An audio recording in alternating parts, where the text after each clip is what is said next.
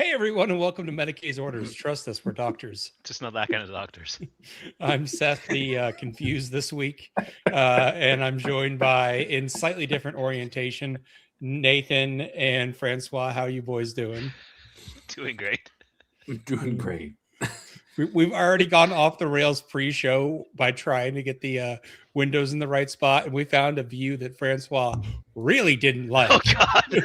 Don't do it to me again. So I mean, if chat likes this, just let us know. We'll give you an opportunity now, chat, to decide if you prefer up close and personal with your hosts. This is like like if we were a bunch of talking news heads. I feel like. Yes, this is just what Zoom calls looked like at first, initially. It's true. When nobody knew how to do anything. Yeah. If we're ever on a CNN panel about 40K together, this is what it's going to look like. I have bigger questions as to why CNN is holding a 40K panel at that point. I'm quite sure that's not the most nonsensical thing they've ever held a panel about. It's not. It's definitely not the most. I had some friends this weekend that were convinced I was a celebrity, and I was like, "No, guys, I am not." I feel like everything's relative, Seth. If in the realm of celebrities, like we're like triple Z level over here. We're what my wife has called niche micro celebrities. Extra niche, extra micro, extra micro. Yes. Hey, look, Nathan, we keep getting more views than the other shows after the main show. So we might not be as micro as we believe, but that's a different discussion. We're not nano, we're micro. See? I once had a very surreal sort of 40K celebrity quote unquote interaction at an event where I was playing my game, talking with my opponent, and then some guy walking past just dead stops, does a double take, looks at me and goes, "Why do I know your voice?" Which was an interesting moment there. That is definitely a thing when like these were predominantly podcasts. Oh yeah, that's from the podcast years. Yes, it's not a recent experience. Nathan, how have you been doing? I'm doing just fine. I went to an RTT over the weekend where I was originally going to play Custodes because we were playing my friend's various armies before he leaves town, and instead, because we couldn't get one of the Land Raiders, I got put on Plague Legion for the weekend. So I played 3 rounds of Plague Legion with 40 Plague Bearers, 2 Great Unclean Ones, Be'lakor, Rotigus. Thick boys, got it. A Nurgling squad, and 3 Beasts of Nurgle. And my dream was, hopefully my opponents will fail the multitude of battle shock tests I need them to take all the time. And if they do, I will win. And if they don't, I will lose. Did you win? I won 2 games. Well, and then my 3rd round opponent, which was my Knights player, refused to fail any battle shock tests all game. That's bad. And then Be'lakor bounced off a Knight. He had at that point bounced off Doomsday Arcs and twice. He bounced off Doomsday Arcs twice in my first game. He hit the first Doomsday Arc, whiffed, was given a second chance and killed it, and then charged a second time and whiffed on the second Doomsday Arc in the stack of Doomsday Arcs. Did you win the Paint Award? Yeah, I was like, wasn't that actually?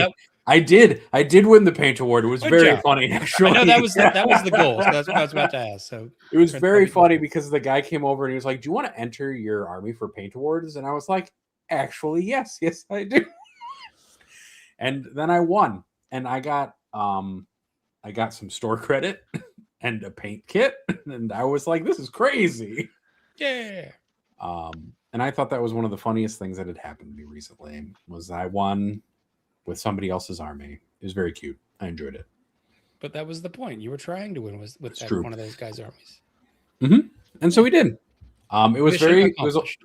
It was more funny that the army he brought specifically that he thought was going to win, which was his new Thousand Sons army with like a display board that has like UV reactive ink on it. So if you put it around it a bunch, it glows very brightly. But yeah, I don't know. This was a fun event. I enjoyed it. Yeah. I think Plague Legion is fine. It entirely aggressively depends fine. Too much on its It's going to be OP in 11th. I know it. It's an aggressively fine list. Look, it has like a bunch of things in it. And I think the biggest problem for me in that list was that I just didn't need Be'lakor for anything. He was fine. I probably should have put Scarbrand in the list, or like Scarbrand plus Garbage or a Bloodthirster or something that more reliably dealt damage, so that if I low rolled my variable damage, I didn't just fail epically and then die. And when I fought the Imperial Knights at the end, he definitely would have picked up a knight by himself or two. But such is life. I really should have just played Incursion. Just play Incursion, folks. Don't do this to yourselves. Just play Incursion.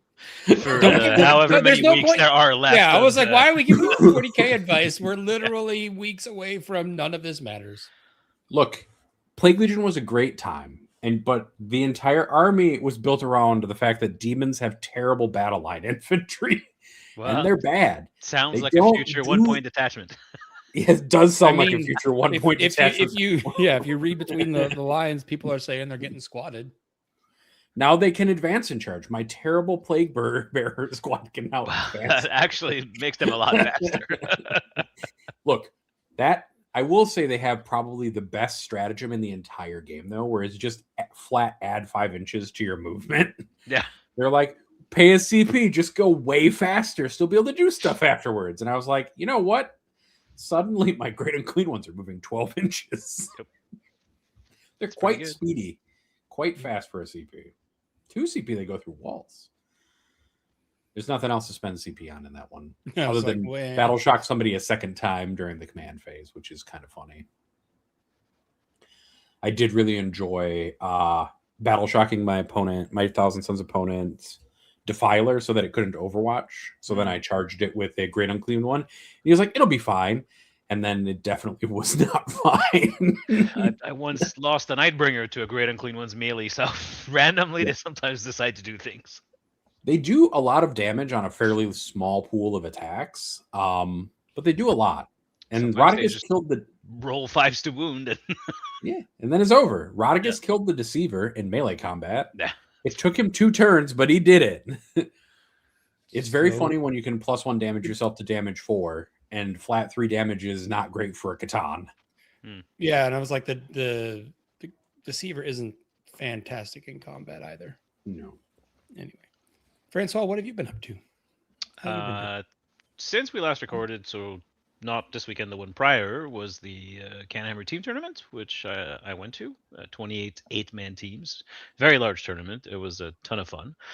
And then this weekend, I was reminded of the inexorable march of time when I went to a 5K fun run with my 14-year-old son and lost to him by a minute on the 5K distance. You had a knee injury.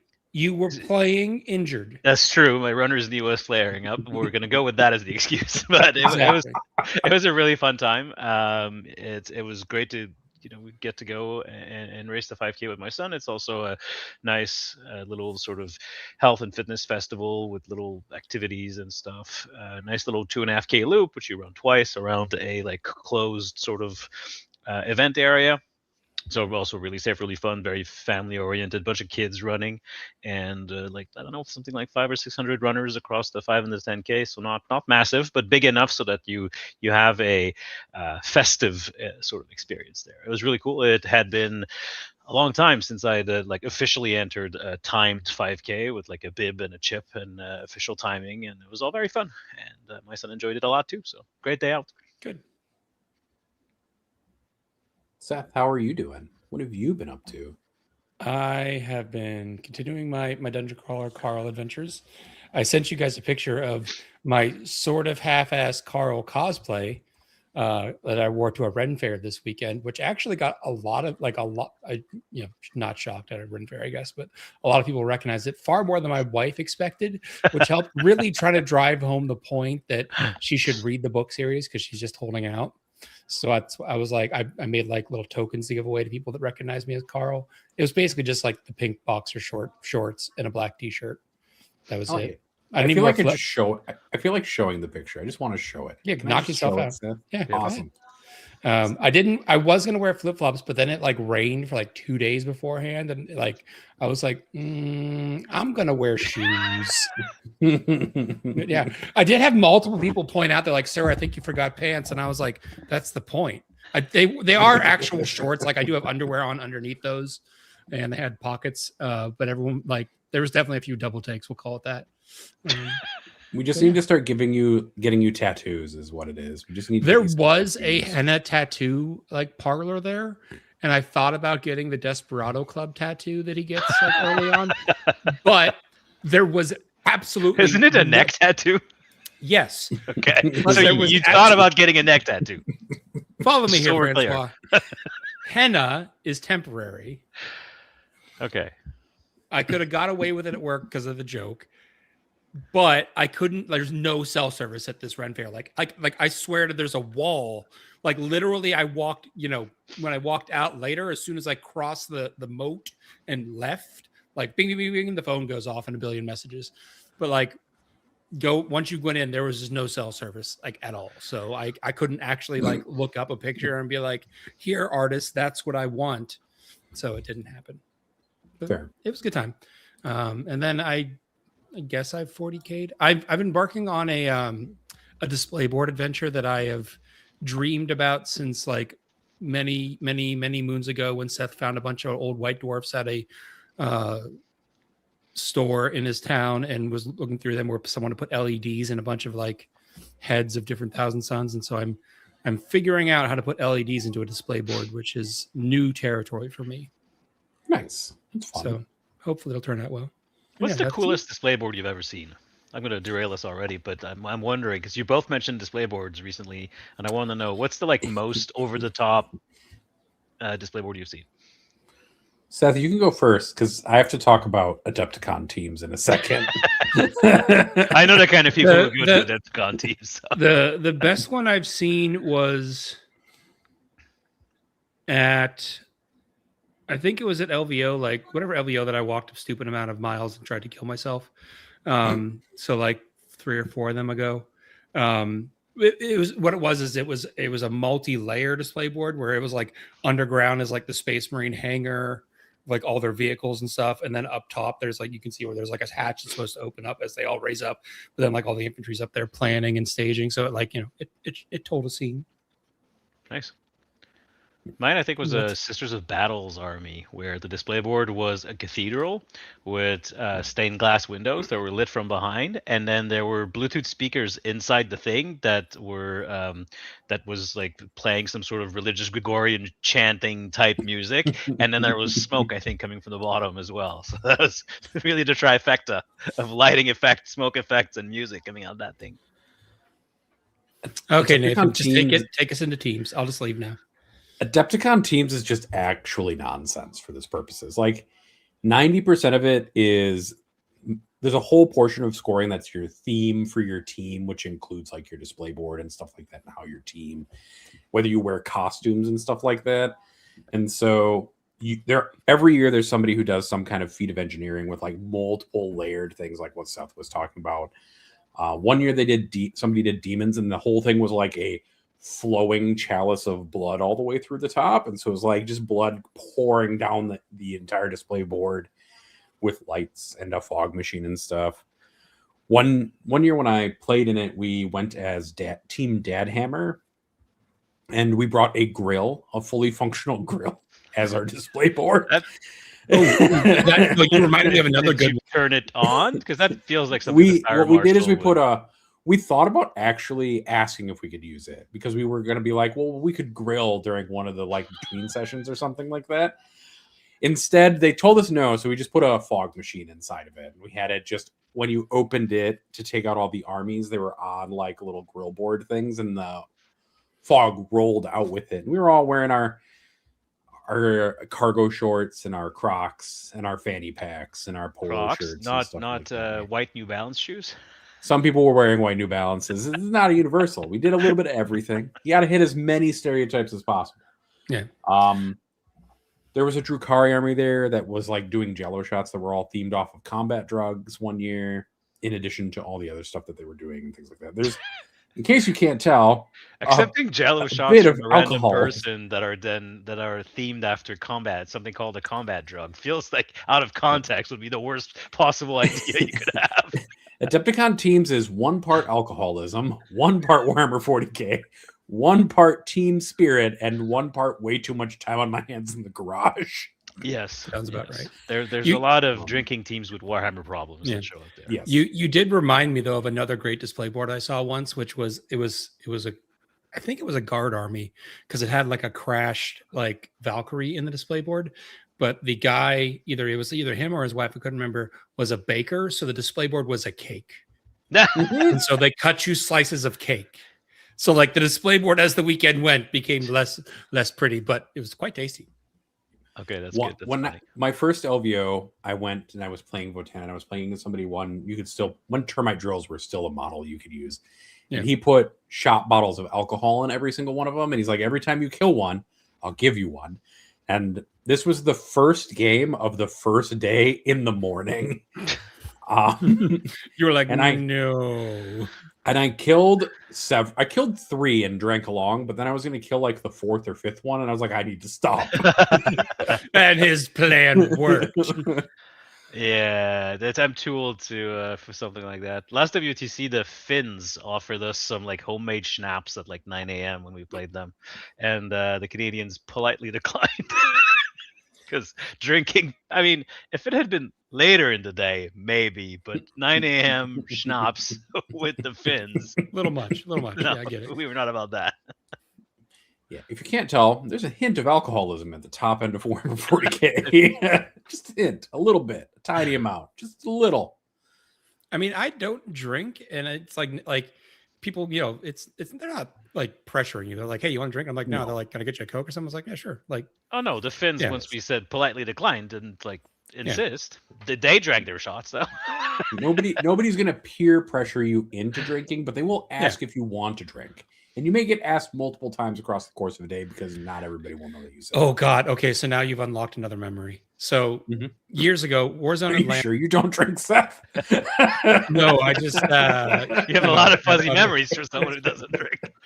Years ago, Warzone Atlanta used to be, I will say, a more relaxed party atmosphere than it is currently. Not that I think that's wrong, but it literally like you used to be able to like enter a raffle based on different things you did, and one of them was literally like offer to buy your opponent a drink every round. But the first year that Nick Nadavati attended, they wanted to make sure that Nick had a good time. So on that list of like things that you would have to do to get raffle tickets, besides offer to buy your opponent a drink every round, every person at this 150 player event had offered to buy Nick Nadavati a drink. That sounds dangerous. It was. Nick was obliterated by like 9 in the morning. Like, it's the first time I've ever seen Nick say, yes, you can get me a drink, get me a water. Like, that's like literally at like by like, if this is like a Friday, Saturday, Sunday event, so like midday Saturday, he was like, people would come up and ask him, and he's like, yes, get me a water. And you were like, oh, we have done something if Nick is asking for fully water. Broken Nick Nadavati. Yeah. So yeah, I'm impressed he survived that weekend, because it was just like he always, from like 9 o'clock in the morning onward, always had an alcoholic drink at his table, whether he wanted it or not. So anyway, now Francois, we've made it through enough that I think we can now ask you about your team event. Yeah. Oh, you don't want to turn this into a hockey podcast like we discussed? Now Seth won't get upset. Oh, we can talk about hockey. Yeah, I mean, like, you're gonna have to explain a lot to me. We can talk about where we're have you ever watched a full hockey game? Currently the Stanley Cup playoffs are going on. Okay, I'm following. It's playoffs. Cool. Okay. Right. So, hockey's played in Named best after of a dude 7 named rounds. Stanley. Hockey is the sport where you Lord tie blades to your feet, and then I grew up in the north. I know a little bit about how the game I was is played. establishing a baseline of where we were. All right. So Lord Stanley's Cup is currently up. We're currently in the second round of best of 7 series. Objectively the best trophy in sport, by the way.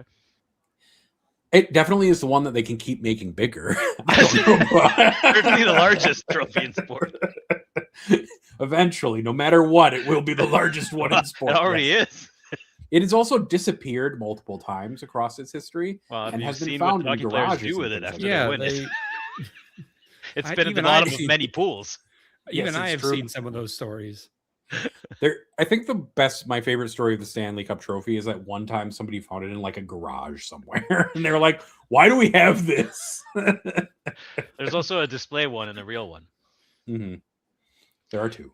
But anyway, it's the second round of the playoffs now, Seth. Yes. And the Montreal Canadiens, the most storied team in all of sports, is still alive and doing well. Sure. I don't know if I believe the most story team in all of sports part, but sure. In okay. Quebec, it is. Okay. Yeah. I will admit that I do like watching the Canadian stream, mostly because I don't understand French. So, like, as they do their color commentary, I don't have to listen to it. It's just in the background. Also, like, the C'est le but is like the best little goal thing ever. You know that tea is salad. C'est le but. No. Oh, how dare C'est le you but? speak Yeah, French yeah. on this C'est show? le but. Of all the 40K shows that you could speak improper French on, this is like up there on the ones that I knew Francois would help me. That's just how I knew. I knew Francois would make sure that no matter what I came out of this show, having learned something about how to say something correctly. And funny, if you watch French hockey commentary from France during the Olympics or something, they used a whole bunch of different words for some of the same concepts. Like the puck in Quebec French is une rondelle because it's round, I guess, and in France it's un palais. Why? I'm not sure. I don't know. neither am I. Meanwhile, I'm watching the Minnesota Wild be in the second round of the playoffs for the first time in a decade, which is kind of nice. It's exciting. They're currently down 2-1 against the Colorado Avalanche, who are the best team this year. We'll see. They play again tonight. We'll see if they can tie up the series. They did beat the Avalanche 5-1 the other night, so maybe we'll see. Yep. Last night, my Montreal Canadiens beat Buffalo 6-2. I love those scores because it's much less stressful to watch hockey games when there's a large goal differential. The entire previous round against the Tampa Bay Lightning, every single game was decided by one goal. 4 of them went to overtime, and both teams alternated wins all the way through Game 7 when the Habs won, also by 1 goal. So that was a very stressful playoff series. I honestly just don't watch as much hockey as I used to, basically for that reason, though. Like, because I would get just upset, and I don't like the being upset. It's not fun being upset, and it's not fun being stressed out sitting there the whole time. Like they did the Wild when they were playing against the Dallas Stars, who were formerly the Minnesota North Stars before they moved to Texas. There were multiple overtime games. There was a double overtime and a regular overtime game, and that's just stressful to watch. Overtime hockey is very stressful, but also it's the best. To be honest, I only start caring this much during the playoffs. The regular season, I sort of half pay attention. But playoff hockey is serious. It's a religion in Montreal and in Quebec in general. It's hard to keep track of too because hockey seasons are like 82 to 87 games long. 82 right now. They'll move up to 84 next year, I think. But yeah, it's a lot. But listen, you say it's a lot. Your national pastime, baseball. How many games do they have? Like 170.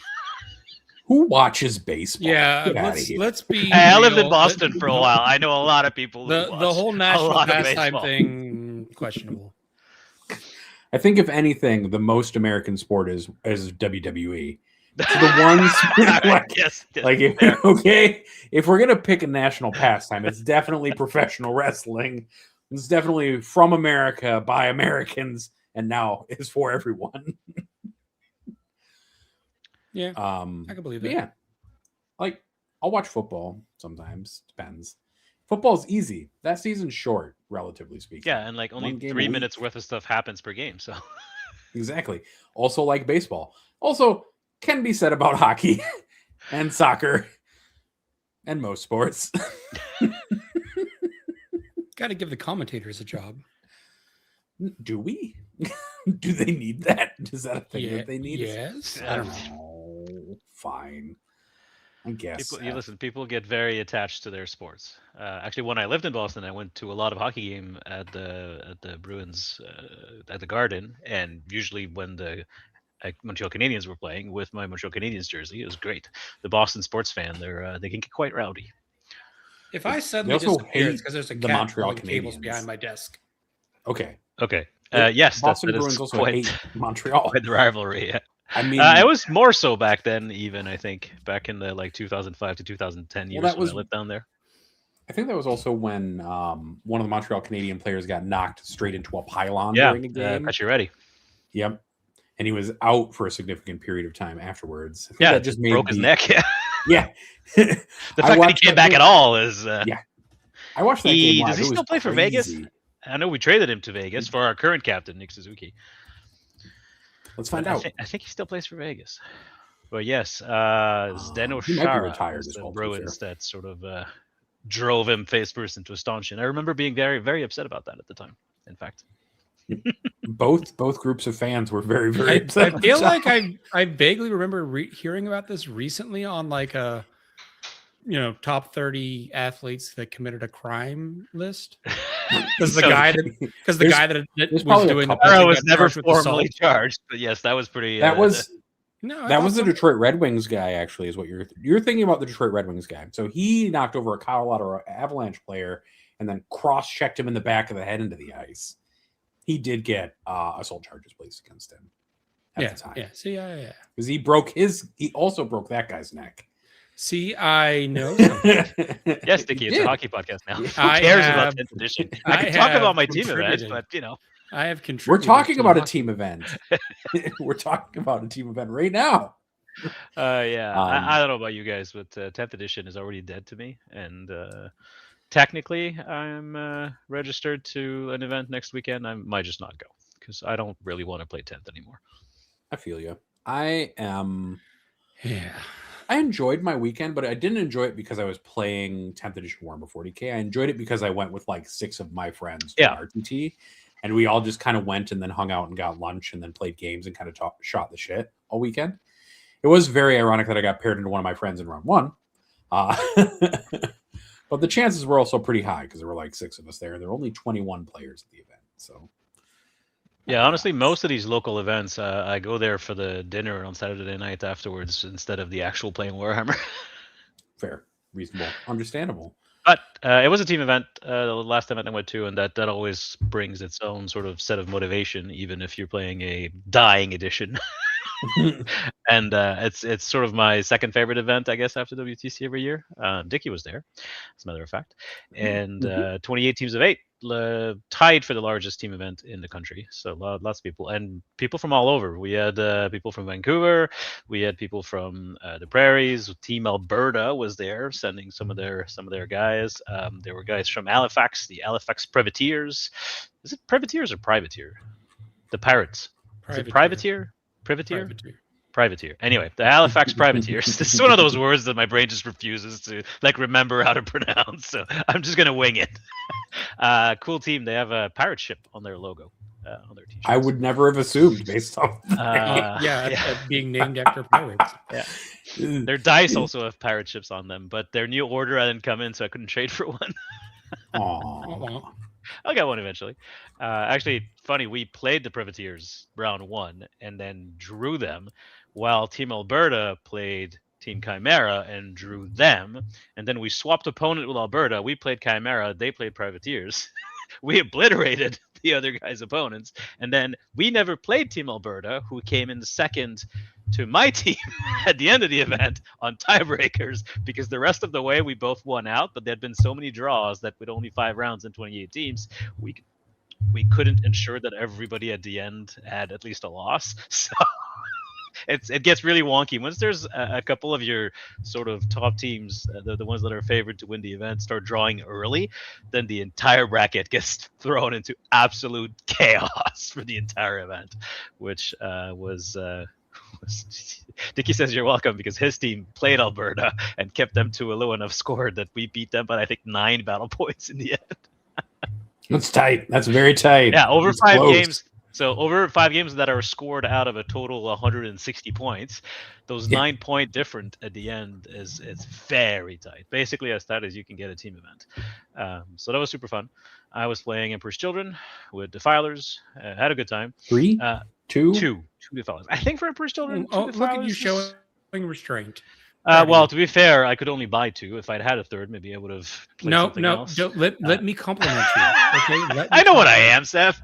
So, Francois, at my event, somebody was playing CSM Yeah. at this RTT where a bunch of people were playing. We were playing 1 mission per mission pack per round. So our first round, we were playing the Leviathan, or we were playing the Leviathan mission card pack, and we were playing fucking Servo Skulls round 1. Oh dear.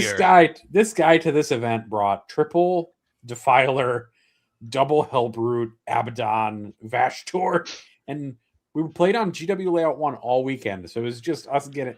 I just watched him blow people away off the table every single round. Yeah. He didn't need mission pieces; it just didn't matter. But he was also like, I thought it would be fun, and I was like, yes, it is Fun for you. for you specifically. Now that's someone who truly understands that fun in a game of Warhammer is 0 sum, and you must have all the fun, so your opponent cannot have any. Correct. It was very funny though, because I was undefeated going into the third round, and he came over. He's like, "I hope we get paired." I'm like, "I hope." I kept this to myself at the time. I was like, "I don't want to." You're like, I That hope doesn't- not.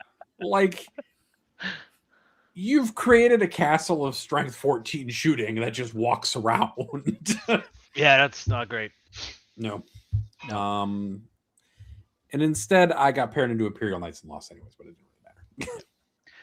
No, AC super fun. I wouldn't change the list really, but it's still sort of a high wire act where when things start going wrong at all, they go wrong very Oh, quickly. you said EC. I thought AC, and I was sitting here racking my brain trying to think what list is AC. That's the air conditioning. It's very Yes. cold. Mhm. I Emperor's was Children, I was yes. I was like AC/DC. I know that, but So he brings the air conditioning to the event because people in 40K events don't know how to react to fresh cold air. It's- Well, actually, Maybe. that venue is one of the best venues I've ever had at an event. It's so it's basically shaped like a plane hangar, even though it's not. It's one of those conference centers where they can do like boat shows and stuff. So there's the ceilings are Well, yeah, extremely super high, yeah. like 50, at least Yeah. 50 feet ceilings, and great ventilation. That so that helps. Yeah, that significantly helps with it helps with the stench. Yeah. And the sound also too, because the floors are carpeted, and so it doesn't get quite as echoey and bouncy as a smaller ceiling room. Yeah. Anyway, as I was saying, good times with the EC, but I only won 3 of my 5 games. But because it was a team event, we still won the event, so it didn't matter because my teammates won their games.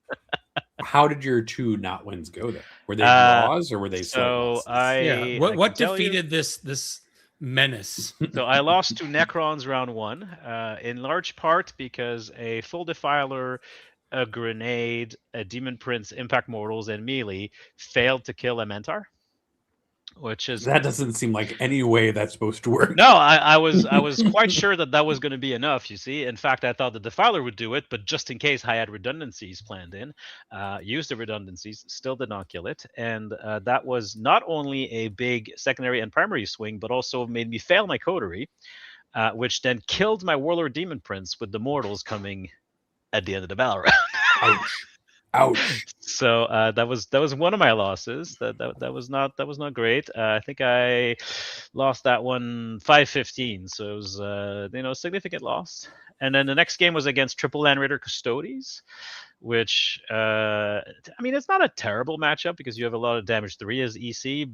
But even with Defilers cracking the Land Raiders is kind of swingy because they can then kill your Defilers back, and sometimes they just pass their 4s because they're going to smoke the one that's not in cover if there even is one, and then they're just saving your last cannons on 4s. So that was a real close loss, though, 8-12. And really, that mission was either go first or go second favorite, I remember, and I don't remember. And if it was flipped, it probably the scores flips, like because the bottom of turn scoring was kind of big for that one. And then I did as EC does and got 2 20s in a row, rounds 3 and 4. And then because that army is very feast or famine, round 5 I lost badly to a CSM list with Defilers because one of their Defilers, it was Renegade Raiders, rolled a high enough advance roll to sneak an angle on one of mine and then just one tapped it. So from there it was 1 Defiler versus 2 Defilers, and that is not a good ratio of Defiler to Defiler. But beauty of team events, the rest of my team sort of really rocked it the entire weekend, and we pulled off the win despite my slightly disappointing performance with EC, but that's EC for you. Sometimes they just don't want to cooperate, and you don't quite have like the alpha damage without your coterie buffs running to really do the business like some other armies can, world eaters or pack-bound CSM if they're on their table. And so people sometimes over-respect your damage, and then if they don't, you can get stat checked actually at the damage step early before you've got your coterie points. And that's sort of what happened round 5. One thing I want to talk about that was really an interesting experience for that is on my team we had one of our players, current Team Canada captain Riley, playing the Thousand Sun Triple Defiler Warp Forged or whatever that detachment The one that is. just the vehicle detachment. The that vehicle just shoves detachment. Hulls and people. The one that for some reason has a 1 CP strat for +1 to wound that you can then Mhm. apply to a defiler. Yeah, why not? Because why not? And then you can also give them full rerolls to hit with a spell, because why not? And you can make their autocannons AP4 with a spell, because why not? They also So- have a feel no pain for no reason whatsoever. Yep. I think it was apparent quite quickly that the Thousand Suns Defiler was going to be good, but seeing it in action was eye-opening, because Riley had literally never played a game of Thousand Suns in his life before that event, had not practiced a list. He might have played regular Thousand Suns, but certainly not that list. And he showed up with models loaned from 3 different people, including me. I had my models in 7 of our 8 armies, which led me to almost lose 2 whole armies. This but was that I'll get to event. that in a Got minute. it. Okay. Yep, that's that event. And he proceeded to get 2018, 20, 14, 13, win all 5 of his games. And we weren't even giving him table pick. Here's the thing: he was attacking into people with that. You just don't need it because you Nope. move over terrain efficiently, right? With And Defilers, with the just move spell- over terrain. With the spell, you can just shove one an extra 6 inches. Yeah. Yeah, so that's the event that was loaning models to too many people. I really need to stop doing that. Team events, it's, you want to help the team, and they're missing models here and there, so you're bringing models. But I ended up with 3 full armies and then bits of armies and like another 4 armies. And let me tell you, so the event ends. And there was 4 people there from BC that needed to fly home. Two of them on my team, actually, Kazra and Stu. And so they had booked their flight for very shortly after the event, which is not a big deal because the venue is literally 2 minutes from the airport. But we were under a slight time crunch to leave the event and get them dropped off to the airport. So we leave quickly, pack everybody and their stuff in my minivan. But there's still 6 grown adults and all of their Warhammer stuff in the minivan. It's like people are like traveling with stuff on their lap, and the trunk is overflowing. Get to the airport. They leave the car. They take their stuff. They close the trunk. I leave. They had unpacked my army too, along with theirs. So I get a call like 3 minutes later down the road from Kazra, who goes, "I'm really sorry, but your Emperor's Children army case is now by the side of the road at the airport." They didn't even wait for you to come back? Well, no, they did, but the way that he said it made it sound like it was just laying by the side of the road. So I'm freaking out a little bit at that point, right? I'm like, could you just leave the army there? Yeah, And then, of course, he had to have phrased it like that intentionally, too. Knowing Kazra, probably not. That man is the sweetest. But he then added very quickly, "Don't worry, I've got it here. What do you want me to do?" Keep in mind, they have to fly out. Like, their plane is leaving in like 35 minutes, right? Ottawa Airport is a small airport, but we don't have a big window. So I have to turn around in a hurry, go get my army. At which point, I get another call saying, "You left your GSC army at the venue." Because one of those BC guys was playing my GSC army, and when we packed in a hurry, like, he told me that the army was there, but it was on a different table, and so we just left without bringing that army. Keep in mind, it's a bright yellow GSC army in like transparent pins. So, you really need to do a better inventory next time. Army number 2 gets left behind, but that phone call then ends with, "Don't worry, Phil's got it," which gave me an excuse to go have coffee and hang out at Phil's house like 2 days later, and then get the army. See, it was all planned all along, Francois. You got to have a nice evening after your stressful part where you got to go hang out and have coffee. Yes. See? Yeah. That's all worked out. By design. It's yeah. I was also team captain for that event, and I don't want to do that. I was team captain because our usual team captain was running the event, so couldn't participate. So I volunteered because I am online a lot, and I can be trusted to actually do the admin part of the role, which not all of my teammates can be trusted to do. Some can, not all of them.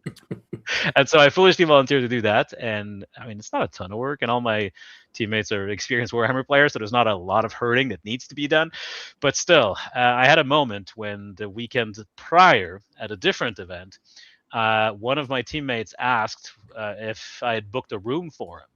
Now, keep in mind, this event is in Ottawa, where I live. So the room that I was sleeping in was my own. This man, coming from Toronto, a week before the event, asks, "What's the room situation for Canada teams?" At which I look at him and I go, "What do you mean by this?" Now, usually Chris or I do the room bookings for like out of town events, so I understand where he was coming from. But keep in mind, I'm sleeping at home for that event. I do not need a hotel room. So obviously I did not book one for you.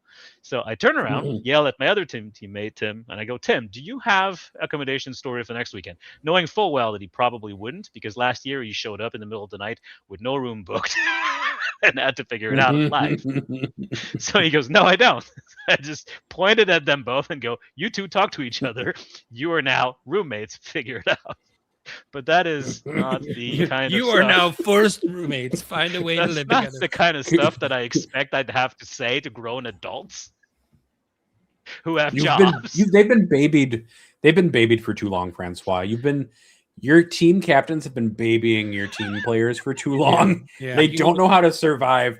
If they were let out of the nest, they would just all starve and die. Yeah. And the thing is, they take care of themselves normally at single events, right? Mm-hmm. Presumably, yes. So they know how to do it, or they know at least they have to talk to someone to make sure it gets done. Oh, and then round one, we start setting up against the Privateers, and Kazra, who was playing Death Watch for us, goes, "I'm missing models." Now, keeping in mind, Kazra is a mono Space Marine player almost, and I have one of the largest Space Marine collections probably in the country. It took both of our collections meshed together to, not quite actually, because we had to figure out a couple extra models, do that Death Watch army, because it's insane. And then he shows up, starts like laying out his army on his cart, and goes, "I'm missing models." He was missing 3 heavy intercessors, not the one with heavy bolters, because I'd brought those, the regular ones, and 3 infiltrators, not infiltrators, eliminators, the guys with the sniper rifles, because he wanted an infiltrating unit in the army. And then I go, "Oh," and then he says, "I'm pretty sure I asked you to bring them." So I go to our chat. You're like, He "Wait a had minute, not. I'm not responsible." It was not on the list because the night before I had taken a picture of the models that I was bringing, like laid out on the table, sent him the picture, and goes, "Is this what you need? Please confirm." He didn't look at it, Francois. He did not look at that picture. So we're like now missing 6 models. The very nice opponent from the Privateers went, "I don't care. Do you have anything on the right base size? We'll just use those as proxy," which props to him. That was he was watching me sort of melt there trying to figure it out. He's like, "I don't care. Just use proxies." Then my round, because I'm a very fast player, ends early enough that I drove home half an hour from the venue, grabbed the models, drove back before the round was over. So, Seth, I see where the problem is. I see where the problem is and why these players keep doing this. Because he keeps bailing them out. Because they have to face the consequences. Yeah, that's why that guy just needs to get the 0 from having to forfeit his match. He just needs and flew from British Columbia. Do you realize how hard that is? I don't care. Kazra needs to get that 0 point round, and he'll never. Consequences he will look at that picture every time. That is how they will learn. Anyway, between that and drawing that first round, it was a rough start to the event, but then we recovered. Also, the other thing that I'm realizing is it really makes sense that students use a lot of AI in classes these days. Because they're the kids of these people who can't book their own hotel room, so of course they do. I'm also the oldest person on the team, so I guess falling into the disappointed team dad role just comes naturally. We're gonna get you a fanny pack for the next team event. You gotta wear it and walk around. Oh yeah, no. So we can do that for the Ottawa event where we got. I haven't heard anything about the jerseys, by the way. That's okay. The company's kind of ghosting me, so we're gonna wear some tight ass jerseys, literally. I guess I should really go to the gym an extra day a week. I mean, I got myself a 3X and it's skin tight. Oh, Well, that that's doesn't good. bode well. No. Time to add running to my fucking weekly routine. Apparently, ugh. Dickie, listening to this gives me anxiety, and now we all know how Francois felt. And this is why Dickie was like, I no longer wish to be coach. And this is why at the end of the event, I almost lost 2 armies. Yes. You just gotta let them fall under that bus. Just let them get run over once, Francois. Yeah, but I'm on the bus too. It's a team event. If it was a singles Yeah. event, I wouldn't care. Look, it's okay if they get run It's over. okay if you don't win every team event, Francois. No, it's not. I'm a Are Vermees these Bobby players- School hold on, team hold on. event. Are these players on Team Canada with you? Kazra is. Would you like him to learn his lesson at this event or at WTC?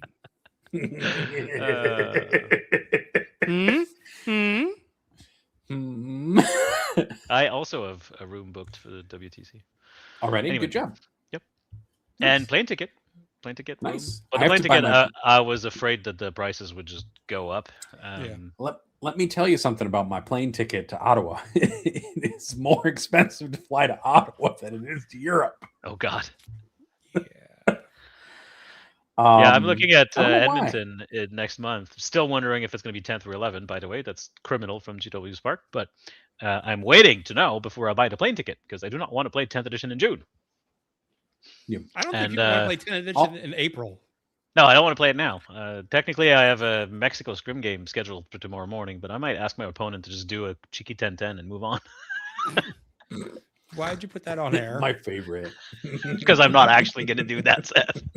Oh, but actually get a 10-10.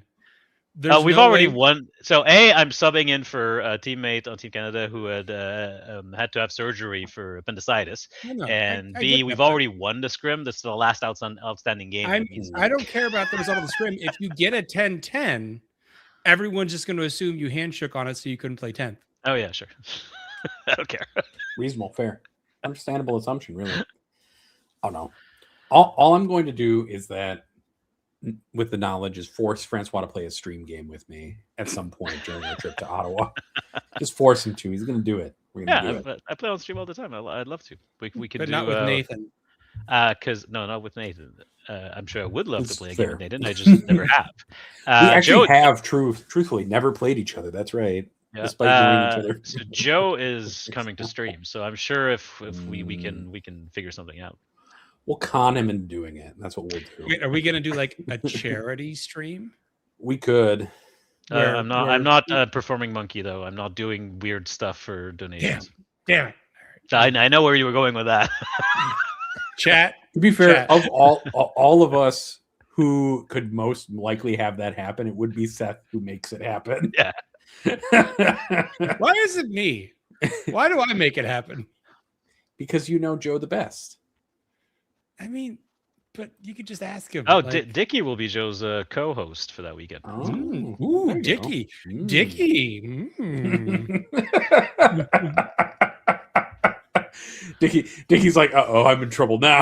I will say I have a stream curse. I don't think I've ever actually won on Joe's stream.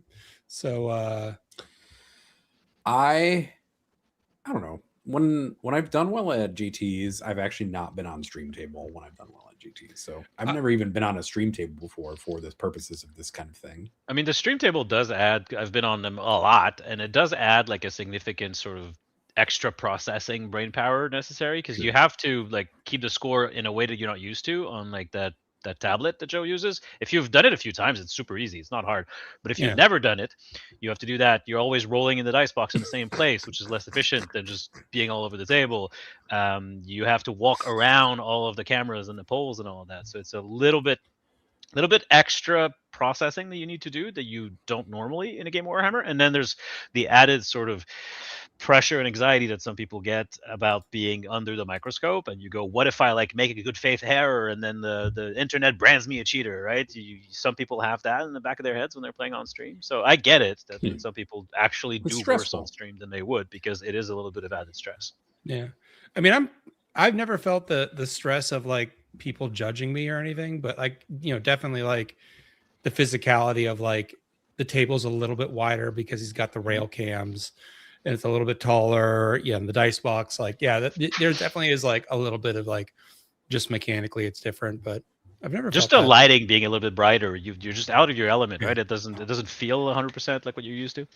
Yeah, but I mean, like, also, like, we're saying, like, we don't feel the social stress as we sit here and stream. Well, 'Cause we this don't, is- but a lot yeah. of people do. I We know. wouldn't be putting ourselves on YouTube every other week if we had that That's kind of what I'm social saying. anxiety. Like, yeah, That's like true. we're used to doing this, and we, to some level, enjoy it. So Still, I think for the growth of the game, it is important that streams be a thing, and Yeah. that people can sort of It- see the game develop in Yeah. that way, and the tiny little bit of extra work and discomfort is well worth it. and Joe has done a good job with the community there of like when Yeah. someone wanders in that doesn't know 40K and starts asking questions, they have a pretty good community in terms of like trying to explain quickly what's going on to them so they can kind of get a gist of what's going on the board. Do you know Yeah. if Joe's going to be at WTC this year? He is, but I know he's got some concerns about getting his equipment there. Essentially, like in the past, there was a bunch of paperwork, and basically it's going to be a lot harder to get his equipment through customs this year versus previous years. So I think he's trying to engineer a smaller rig solution. I mean, his stuff is super cool and gives great sort of camera angles that you couldn't otherwise. But he could just not bring the little automated camera that's on rails around the table, right? He doesn't even do that much of that because he's the thing. Like when he's doing the 8-team setup or the 8-game setup, it's just You're like right. Yeah. now you have to have an extra computer for every table. Mm-hmm. You have to have the cables to run between them. Like it is like just a bit more on that. Like and then like the camera setup isn't too much. It just I'm not trying not to get into details and kind of I don't know how much of the stuff he wants to be out in the public. So the short version is eight laptops to like run the tables is already a lot of stuff. Yeah. So it's it's like. It in the past he was he could have had this problem in the past, but he suspects because of the current, we'll call it a geopolitical climate, that he probably won't be hand waved through this year as an American when it comes to getting through customs. So he's a bit concerned about that, which is reasonable. So if you're in Europe and you want to help and you want to talk to Joe about cobbling together a rig or something, I guess reach out to him. Yep. Because I think that's the way around, is just to have a bunch of stuff already in country. It means I'll see Joe twice in August, which is great. Yeah, nice. Also, I still remember just like him being strapped to that table for like days on end, and at one point sending me off to get groceries. That was an adventure. Mm-hmm. Oh no, it'll get figured out. There's a lot more streaming than there was before. So fortunately, if Joe wants to like limit the amount of streaming tables that he does, he probably could do that if he wanted to. Or if because there's a lot of streamers, if it was like, hey guys, you're driving, it's easy for you to physically move equipment. If you have extra X, Y, and Z, could I borrow? I'm sure he'll figure it out, and WTC people will probably help. It's a pretty helpful community. I remember 1 year that one team had to rescue another team that was broken down by the side of the road on the way to the event. Like those kinds of things happen a lot. Yeah, people are helpful. It's good. It's one of the best aspects of WTC is that the sportsmanship is very high. Yeah, the first and only year I went, I basically brought 2 of my own Necron models and borrowed the rest of my Necron army from someone I never had met, and he was like, "Here's a Necron army."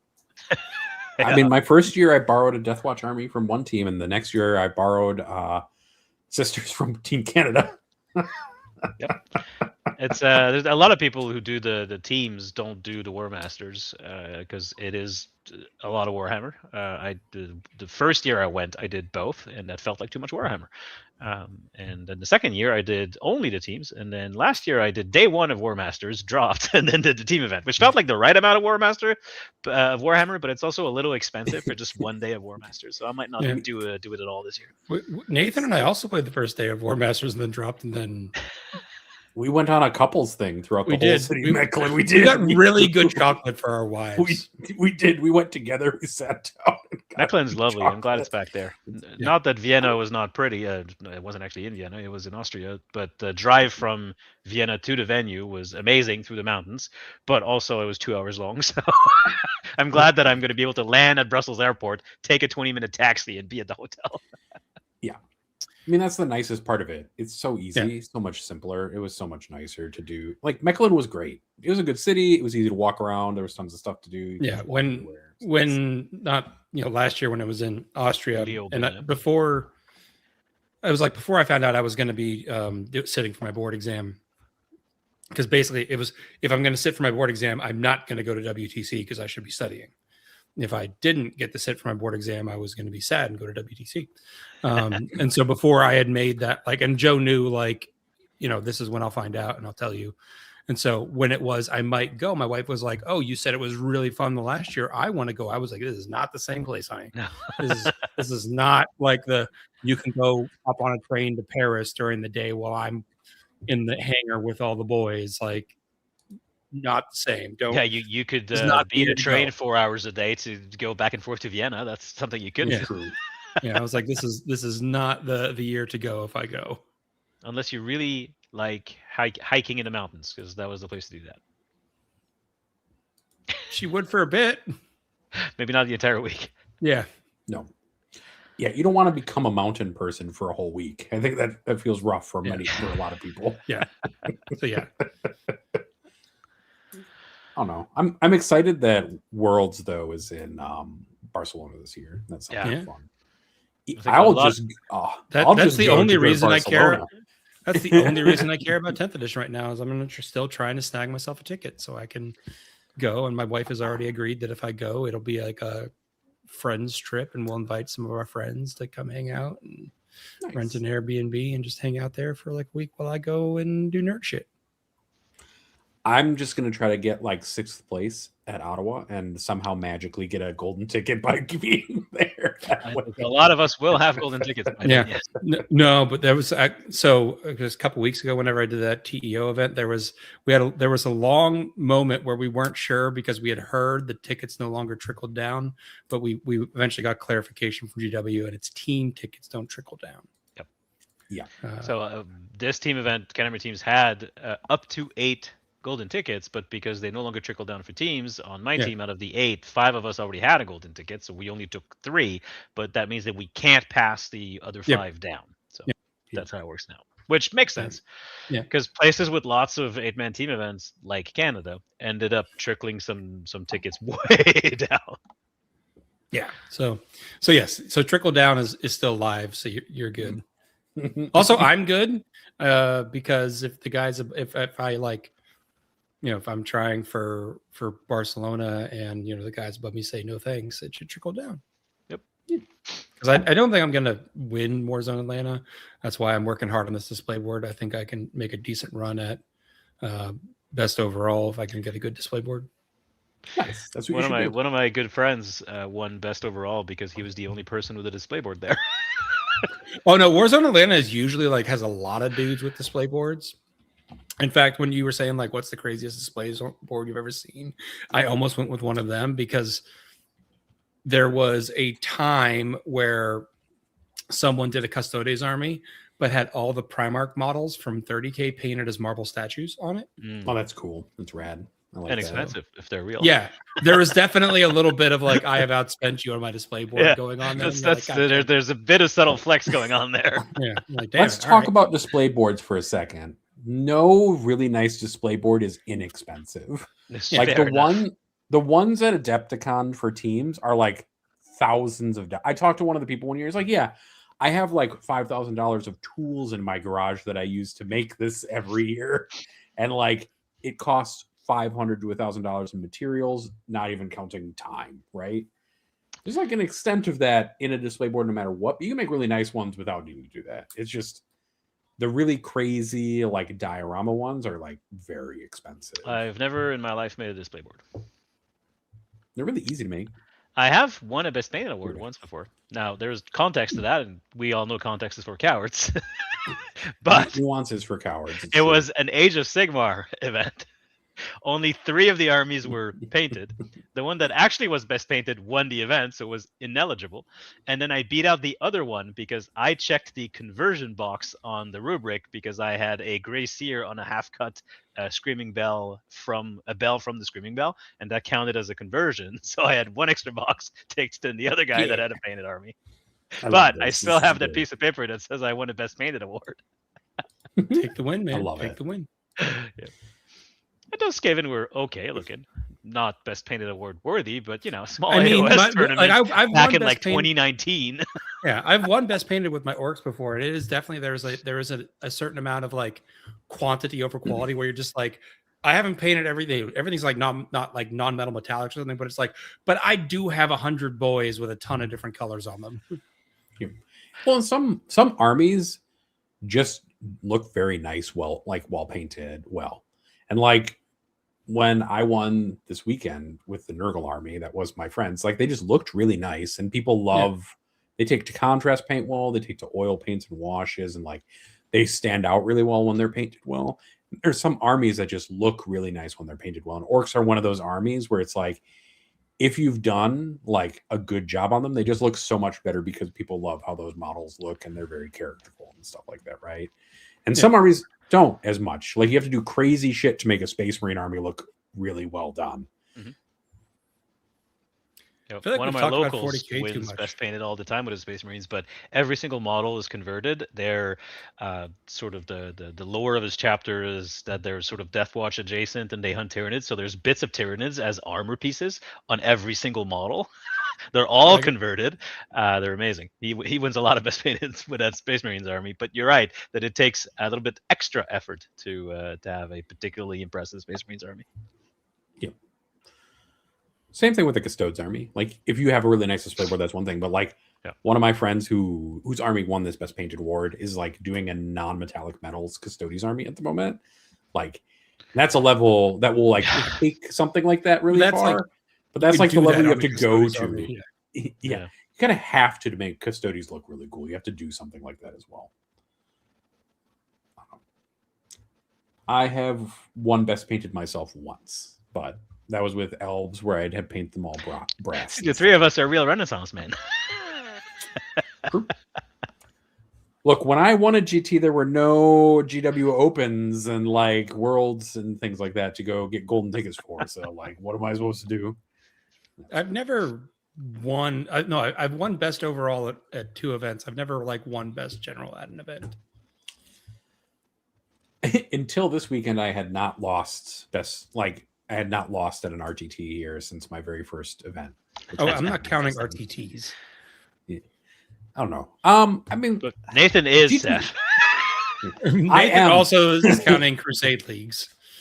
I do not. But like, I don't know. The last GT I went to, I played Innis in round 3 and got my freaking ass kicked. So like, last time I played it, did he mind? Don't worry about it.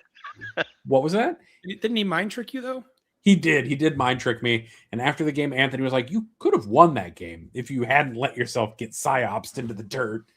But at the same time, Innis also probably would have been able to find his way out of whatever response I had, even if I hadn't let myself get psyopsed. So no, I'm going to go. So it makes you feel better. Keep telling yourself that. Yeah, I'm going to go with the plan that Innis couldn't. And that you could have finally laid low the tyrant. I went 4-1 at that GT and had not had a single rep on Chaos Space Marines. I think it was okay. Pretty good. I think it's okay. I got 4th. It's fine. Yeah. I don't have to be the best competitive 40K person on the network. I just need to be that's reasonably Francois. Okay. On the network? No. On the network? On this show, maybe, but not on the network. Nope. We need you to go for the network. Oh, boy. I'm too old. That's the problem. You got to take down Liam and Innis. Yeah, I'm too old. They're children. They have the advantage of youth, the vigor of youth. No children. And no children. You have your real wives earthly responsibilities. Yeah, wisdom's great and all, but Not quite. It doesn't beat out having a fully functional back and knees. Yeah. Overrated. This runner's knee bout that I'm dealing with this week is really annoying because it doesn't hurt when I walk, but as soon as I go up or down stairs, I'm suddenly reminded that there's pain under my kneecap, and you sort of forget, and then you take a normal step and you go, ugh! Mm-hmm. Have we not Really, talked that's about how to about solve right. this? Yes. We No, did. I'm not going to go get a steroid shot or whatever you recommended. People do that. This is gonna make Francois sound so old. So before I think we've established how old I am. before my mother got her hip replacement and knee replacement surgeries, Francois, she would go get cortisone shots into her joints to help her out with that. Okay, So I'm not you at can that do stage that. quite yet. I don't need a hip replacement. I know she didn't need a hip replacement at first either, Francois. It wasn't an immediate result or thing that she needed. She needed it much later. You're just a bad patient. That's I've just already made that decision. You're a bad patient. You're not going to follow instructions. Are you trying to tell me that like a straight white dude is a bad patient? No, there are good patients and there are bad patients of all races. The bad patients don't listen to instructions and don't do what they're told. Well, But what would, it's just what because would you you do tell with me. this? I don't even know how I would start to go get a steroid shot on my knee. You would go to We- your GP and say, my knee hurts. And they would say, okay, we're going to give you an injection. No, they probably wouldn't. They would say, get some rest and put some ice on it. But then you would say, no, I'm training for an event. And then they might go, okay, go see this sports medicine person and he'll give you the injection. Okay. True. Well, Or I they- am actually a little bit worried because I'm supposed to run a half marathon in 2 weeks, and if this knee stays the way that it is, I'm not going to. Or they'll send you So to an sounds like orthopedic. you should probably start that GP appointment sooner. Yeah, rather than I later. also don't want to make it worse by just blowing up my knee completely. Yes, that's So why you should go see maybe a sports the medicine bad doctor. patient should go see an MD to talk about their problems. Okay, here's the difference: good patient, bad patient. Good patient has had a rash on his leg for like 2 weeks. What he assumed was some form of allergic reaction. I assumed it was. I treated with over-the-counter things. It didn't work. I made an appointment last week with my doctor this morning, but it started getting better this weekend. But I still kept the appointment because I was like, hey, it is feeling better, but I still want you to look at it to make sure that we're on the right plan. Was it gangrene? No. Contact dermatitis. He was like, it was an allergic dermatitis. I yeah, there you go. think I wandered through some poison ivy somewhere.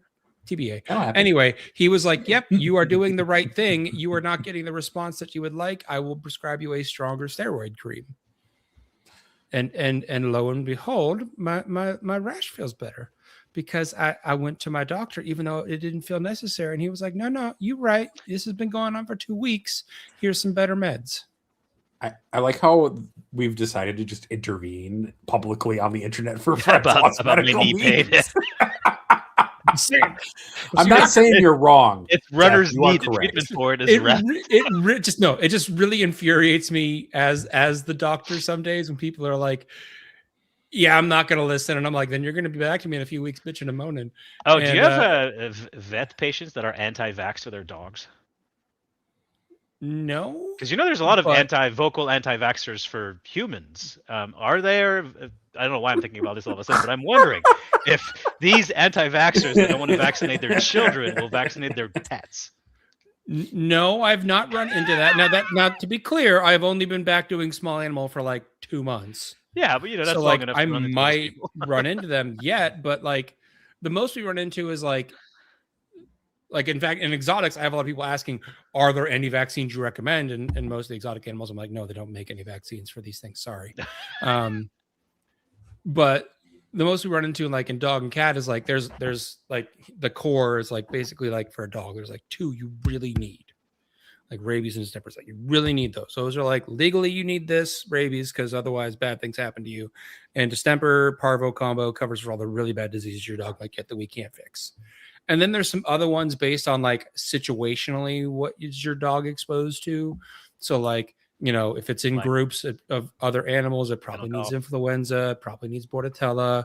If you're like out where there's a lot of rodents and stuff, you probably need lepto. So like there's clients that are like, I don't want that one because I don't think my area has a lot of rats. And you might be like, it doesn't matter. There's a bunch of fucking rats in the area. You might not see them, but they're there. Exactly. So like we get like that on occasion, but it's not like they're like, I want no vaccines, period. They're just like, maybe one of these extra ones I don't want. I guess those people But, probably like- just don't take their pets to the vet. Yeah, that's not also true. probably that's also very probably true that they just I don't- don't. I mean, anti-vax people still go to the doctor. They just are bad patients. Look, hear me out. So I do know that people will go to the vet and the vets will suggest tests and stuff like that, and they'll refuse to be like, but you need to diagnose my dog without doing anything that costs money. People also go to doctors even when they're anti-vax and try to receive treatment on their own terms through their anti-vax lens, right? Like there's a reason for certain things that exist. Like people will go with their kid who's sick and be like, oh, I didn't get them the meningitis vaccine or something like that. And they'll just show up with I just their started fucking chuckling, kids. realizing what we're talking about an hour and 10 minutes into this show. Anyway, continue. That's my fault. I'm sorry. Wait a minute. What are we talking about here? We're talking about anti-vax. Well, we'll stop here. It's fine. Okay. No, I have an image pulled up from the COG fort that they revealed today that I just thought was really cute. Oh, the Cogford From is the- so cool. Sigmar has some great models. It did. Yeah, the Is Cogford- that one a Sigmar or an old world? That one's a I Cogford. It is a will say Sigmar. I was disappointed on Sigmar, Sunday okay. when they were like, next week pre-order is going to be Age of Sigmar. And I'm like, son of a, it's not this week yet. Please just They give have us to- 11th already. I'm dying here. Yeah. I just want to show you this though. This model is so It's cool. very like, good. look at It's- this fucking thing. There's going to be some very cool like sisters like I'm gonna make a Night Skip defiler versions. out of it. I mean, it is a Sigmar defiler, basically. It is. Also, it's $210 according to the price sheet. That It is is- pricey. Yeah. They know I they do made think- a good model. That's like it's What- big and it's really pretty. I You're just want you to gonna look pay at up. this flamer profile though is 6d6 attacks. A lot of flavors. You do have to roll the Isn't hit. like Sigmar a game of like there isn't a lot of shooting? True.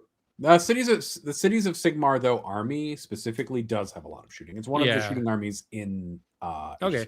Okay. I was like, this is a lot, and also in context of the games of that system, this is a lot.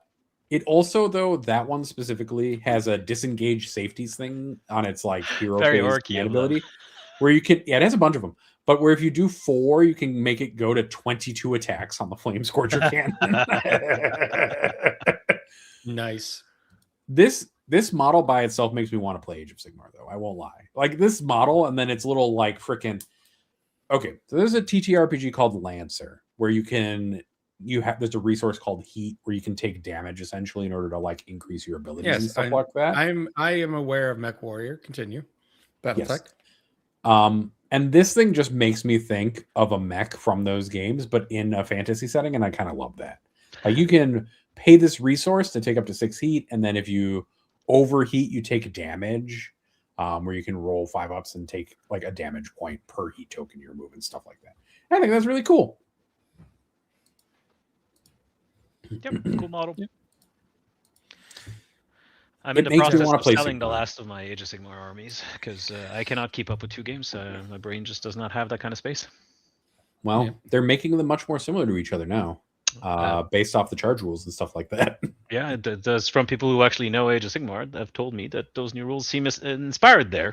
Maybe people have been saying Guys, that they Age of said Sigmar in is the test. TO calls that they don't that the rules teams don't share ideas. Yeah, I'm sure they never meet. They don't even see each other. They No. have They dividers they they put up clearly through said they hang walls. out together all the time and play games with each other and share similar philosophies about game design, but they never share rules.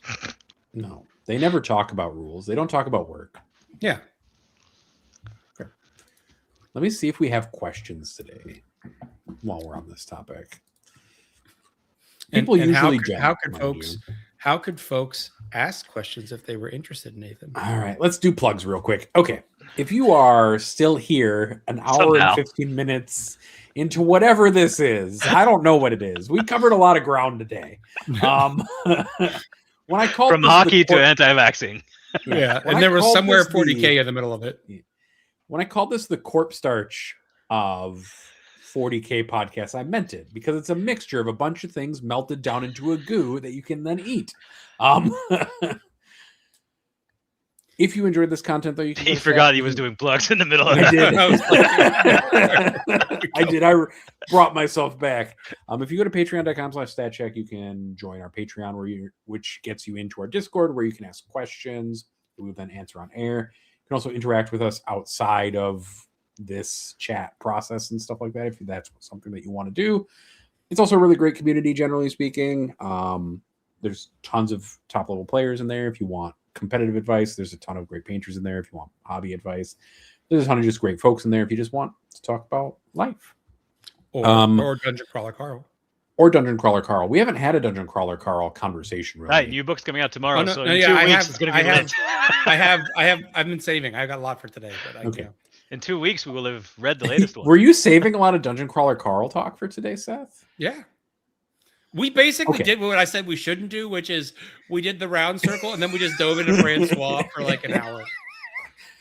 All right. It only felt long because we talked a lot of hockey. And True. teams. And Teams. Yes. Your two favorite topics. All right, Seth, you can just have the next 15 minutes. It's just you. What do you want to talk about, bud? Talk about Dungeon Crawler No, we were Carl. getting ready to do the questions. No, You were I'm setting done. the plugs. We're not going to do questions I can do my bit anymore. after the questions.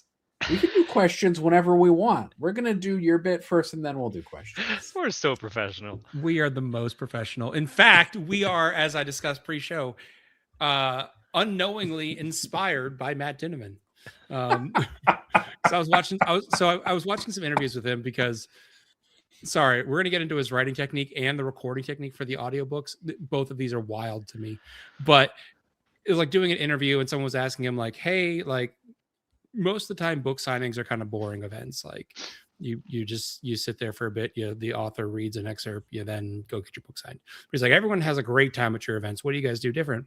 And he's like, basically it's just like me and like a friend like Jeff Hayes that's there, and we don't really have a plan. We just kind of bullshit with the audience for a while and just have fun. Or like my other friend that moderates a Discord is there and just brings a bunch of goofy ass questions from the Discord, and we just kind of like roll with it and just have some fun. And I was like, so basically this show, basically what we're doing is what he does at his book signings. So I enjoyed that because we all clicked with him, and that makes sense.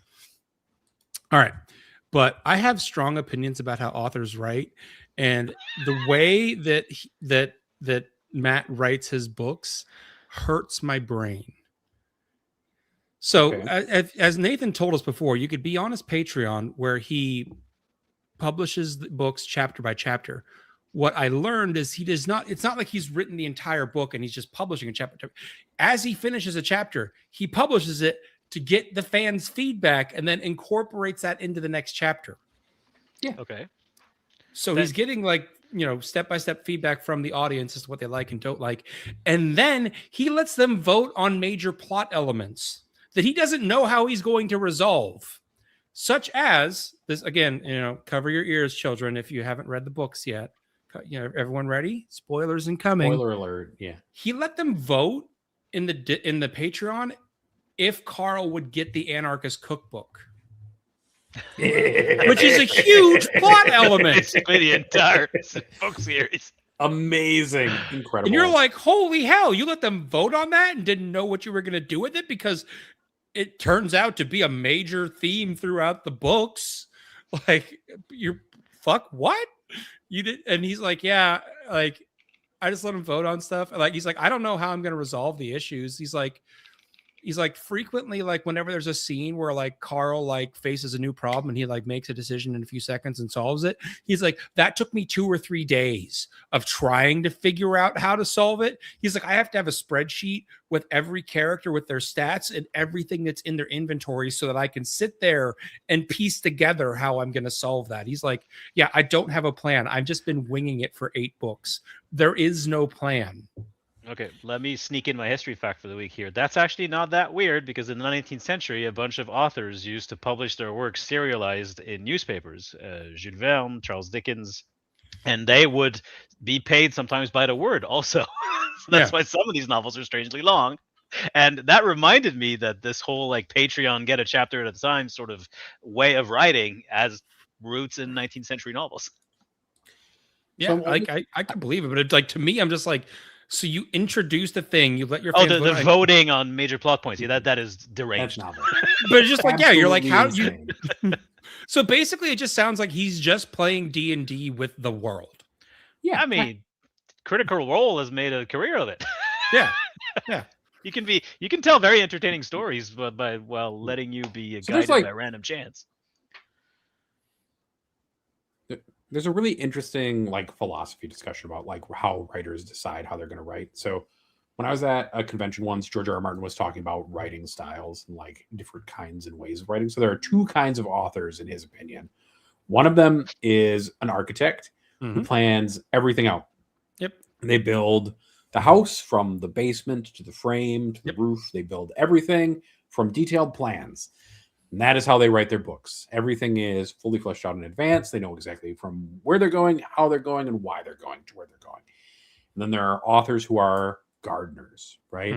And so gardeners plant a seed, they water it. They don't know 100% like how well the plant is going to grow, where it's going to grow, how it like what it's going to end up being. What it's in a going to lot of ways produce, like if that. it's going to produce, et cetera, et cetera. Yeah. Yes. And so that is the other philosophy of writing where people kind of like they have a bunch of ideas, they plant them, and they see kind of where they go. Matt now, seems like knowing this, it Matt makes seems more like he's a chaotic gardener. Like he's got a bag full of seeds and he's just fucking throwing it at the ground. That does explain a lot about that book series, But- though. That's but- how you end up with a possessed sex doll head as a major character. Like you let it grow and you end up there without knowing how you got there.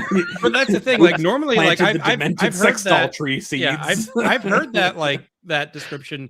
I don't think I heard it from George. Like it was from George R. R. Martin, but I've heard from an English major that description of types of authors. And it's like I normally don't like the gardener. I like the architect because I don't like when they're just like, yeah, that thing never really went anywhere, and I killed that character and move on.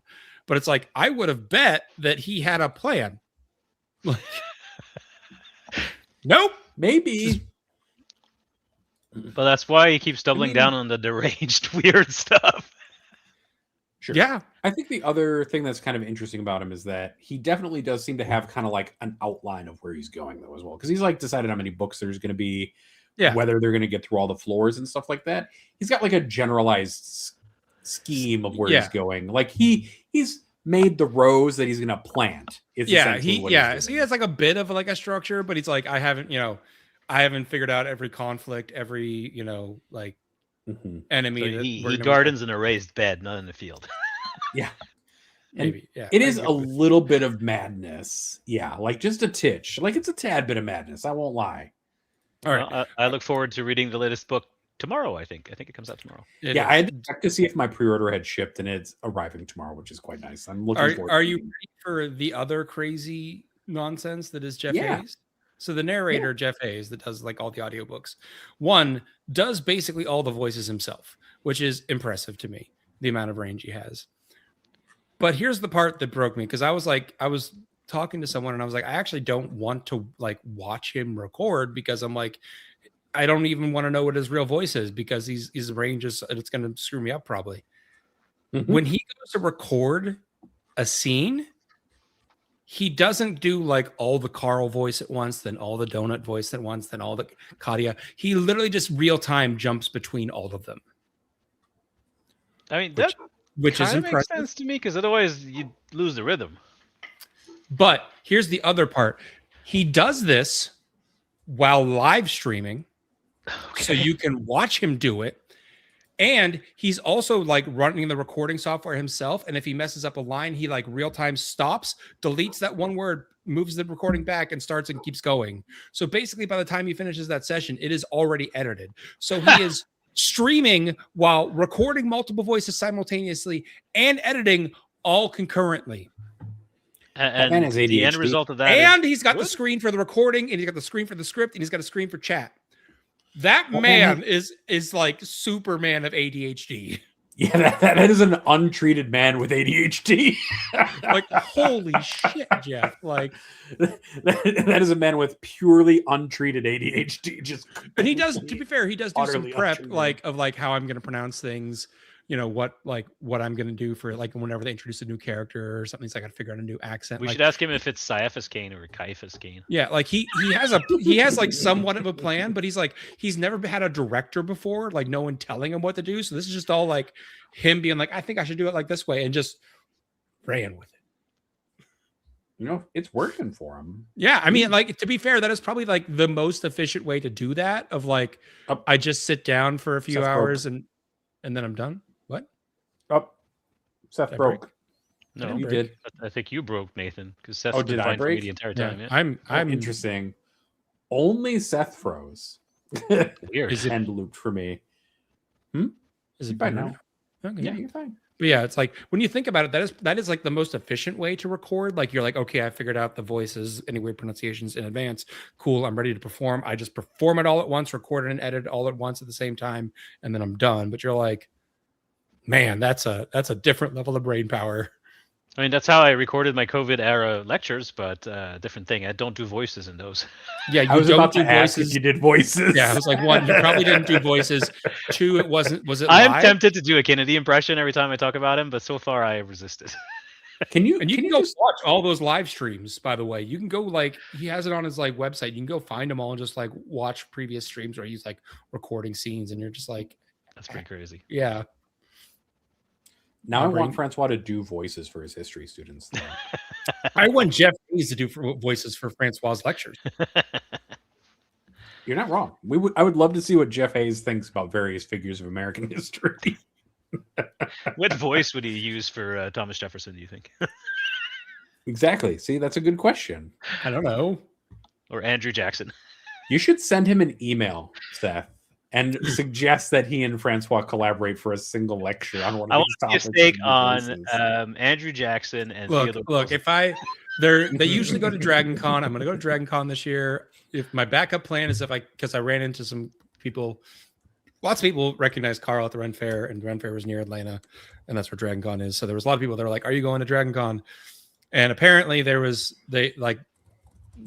there's like a meetup of all people that are in character for that particular book series.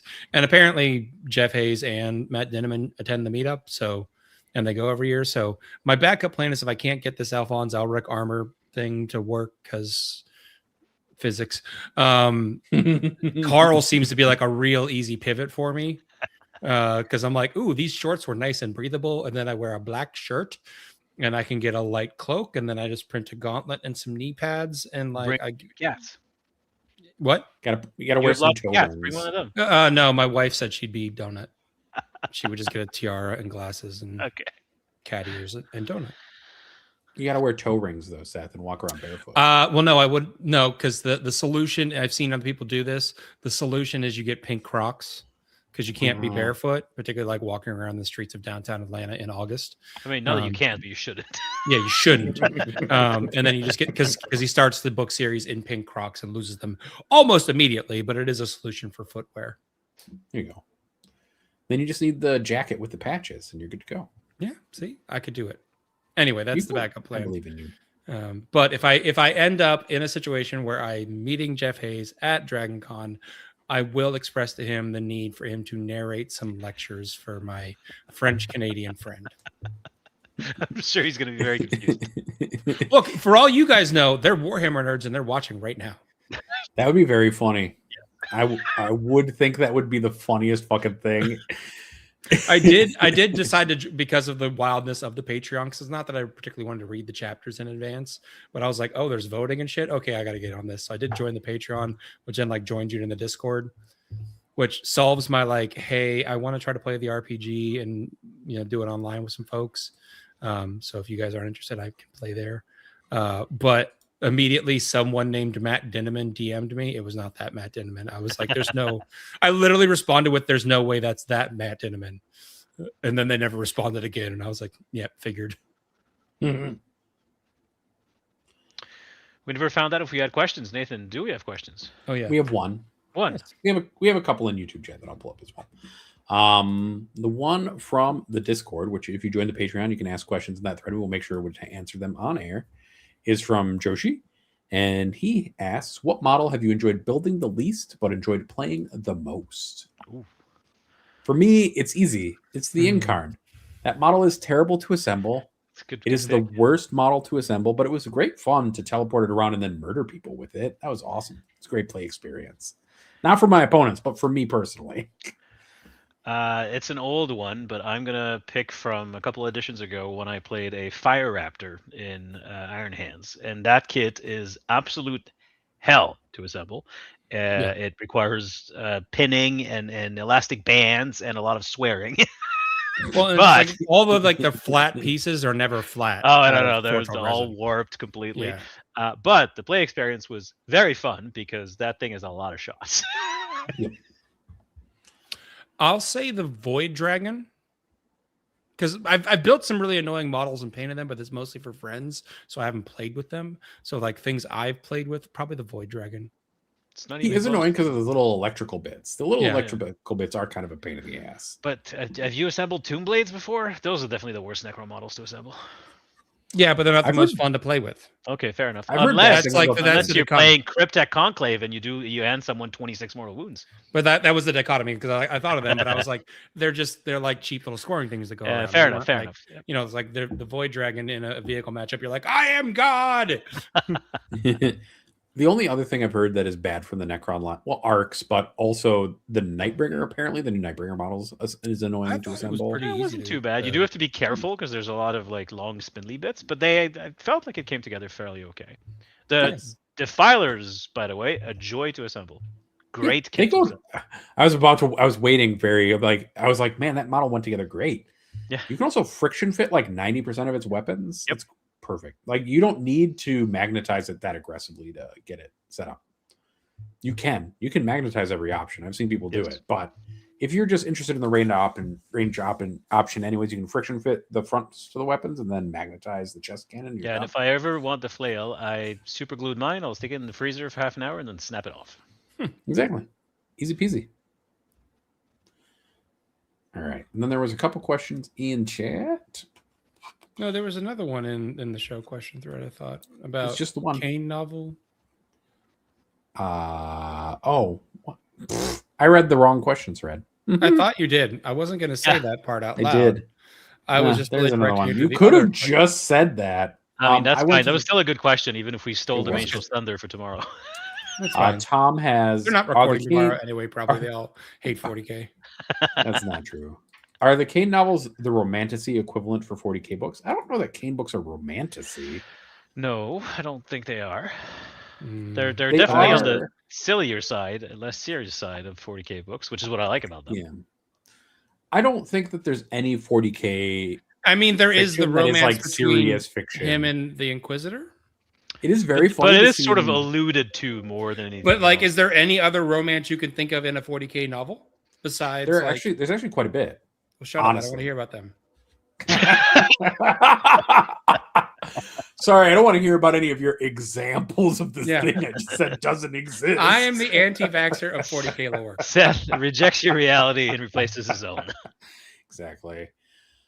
There are several funny footnotes from Amberly where Amberly's like, I hope he wasn't looking at that other woman in this scene.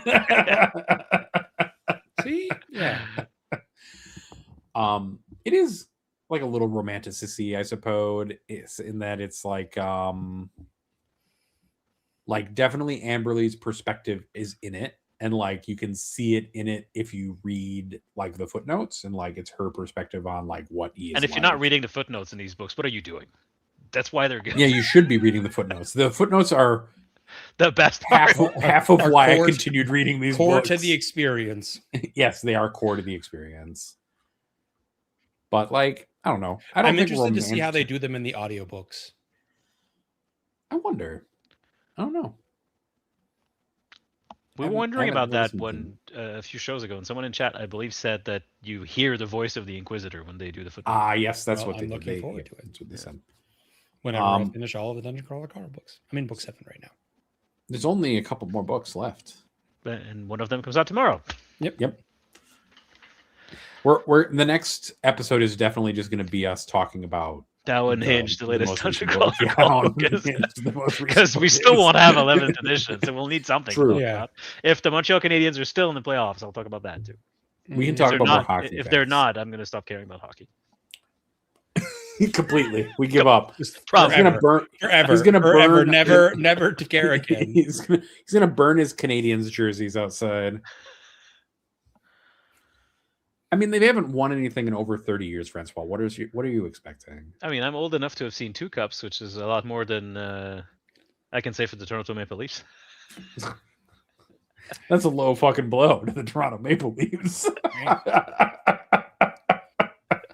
Fucking shots fired at Toronto. Nobody in Toronto here to witness it, but definitely shots fired at Toronto. All right. On that note, there are really not any more questions. Okay, yes, I think It we've is really just exhausted somebody. overstayed our It's really welcome. just something asking me. Scruddled Fish 7333 asking me, as an Illinois man, what's your opinion on the Michael Bay movies blowing up Chicago? Look, it's fine. Whatever. You got to blow up a big city for your stuff. It's okay. Fuck. Did the Avalanche actually win? Why are you doing this to me during the show? That's cruel. Oh, fine. It's okay. They're tied. Leave me alone. I mean, like controlled demolitions at least. Look, Chicago burned down once in real life. I don't really give a shit if you blow it up in a film. Like, what do you Really, it's do? a compliment. It means that it's good. It's important enough to blow up. Yeah, like one of the two. Invincible, they came and they brought Invincible there, and Omni-Man like blew him through the L stations and stuff like that. It was great. No one ever blows up Poughkeepsie, right? It has to be an important place. Nobody gives a shit about your hayseed fucking towns, guys. Just gonna let you know. When every time you make up some stupid nickname for fucking Chicago or New York or Los Angeles, nobody gives a shit. Because you're just jealous that your little tiny town doesn't deserve any. Oh my god, any you nickname. big city, fucking big dick over there. All right. Exactly. Look, I'm 100%. just saying, when the nuclear war breaks out, I ain't gonna be living in a population center that's high on the target list. That's all I'm saying. You'll just be dead because farms don't grow food anymore. It's only corn. That's all there is. It's only corn, and only the kind that you feed to pigs or make one, fuel out of. My wife is a gardener, so we can farm. And 2, I have guns. I will take your food. I'm just going to put this out here, but gardening and growing food are not necessarily. I am aware. I am aware, but I'm just saying we have been trained in skills that we could upscale in an apocalypse scenario. True. And I have medical experience making me valuable to different groups. You know what? I'm okay with dying in the immediate aftermath of the apocalypse. Yeah, you know what? I Me think too. that's fine. Like, it's okay. If Chicago gets turned into an irradiated wasteland, that's okay. That's what is going to happen anyways. And I was just going to most likely die regardless. That's just how that works. Like, come on, Seth. We all die in the end, right? No. Yeah, that's the thing. I even have my fallback plan of where I'm falling back to. I came from a prepper family, damn it. We know. Don't you live out? Yeah, we do know. They own a cannon. We understand, Seth. Yes. But they also It's like it's Yeah, I'm ingrained getting in the me. sense I it's have not to have a wrong. plan of what if. I get it. You were one of the people who has like a zombie survival guide somewhere in your house. My don't family you? stockpiled weapons for Y2K. We were in Las Vegas for Y2K. Probably the most likely place to just completely crumble around itself. Yeah. On that note, And on that note, I hope you all had a lovely experience tonight as we covered yet another random topic on the fucking whatever the fuck this is show. This has been the 11th episode of Medicae's Orders, a show that we made because Seth brought us all into a Discord chat together. Said, hey, we should do this. And here we are. And here it's been- you are listening to it. Yep. yeah, it hope says you all more have a- about you than about us. Exactly. Does it? Does it? I don't know. know. I hope you all have a lovely week and a lovely weekend. Good luck if you're doing any events this weekend. And we'll see you in a couple weeks. Cheers. Bye. Clark, motherfucker.